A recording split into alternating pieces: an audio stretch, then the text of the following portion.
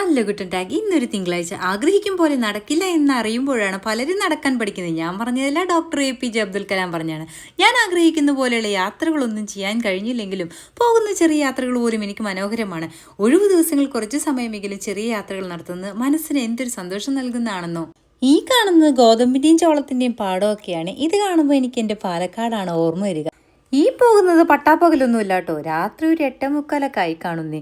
ഇവിടെ ഇപ്പോൾ പകൽ കൂടുതലും രാത്രി കുറവുമാണ്. ഡോറയുടെ പ്രയാണം പോലെ മല, കുന്ന്, കാട്, പുഴ. നമ്മൾ എങ്ങോട്ടാ പോകുന്നത്? ദേ ഇങ്ങോട്ടേക്ക് തന്നെ. സ്ഥലം എത്തിയപ്പോഴേക്കും കുഞ്ഞിപ്പെണ്ണിൻ്റെ എനർജിയുടെ ബട്ടൺ ഓണായി. ഇവിടെ എത്തിയപ്പോഴേക്കും എൻ്റെ കണ്ണിൽ ആകാശം ഭൂമിയിൽ പതിച്ചതുപോലെയായി. മനോഹരം എന്നല്ലാതെ എന്താ പറയുക. താഴെ ഇറങ്ങിപ്പോകുന്നത് വെള്ളത്തിലേക്കാണോ ആകാശത്തിലേക്കാണോ എന്ന സംശയമുള്ളത് കൊണ്ട് മാത്രം ആശ്രമം ഉപേക്ഷിച്ചു.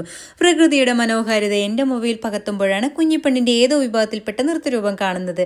ചുറ്റും ആകാശവും ഭൂമിയുമായി തൊട്ടു നിൽക്കുന്ന നേരത്ത് ഒന്നിച്ചിരുന്ന് ഒരു ഡിന്നർ. നേരം ഇരുട്ടി, നിറങ്ങൾ വൈവിധ്യങ്ങളായി തെളിഞ്ഞു. വൈകാതെ തന്നെ വൈകിയ നേരത്തോട് വിട പറഞ്ഞ് ഞങ്ങൾ യാത്രയായി. അപ്പോൾ നിങ്ങളോടും പറയുന്നു, ചൂസ്.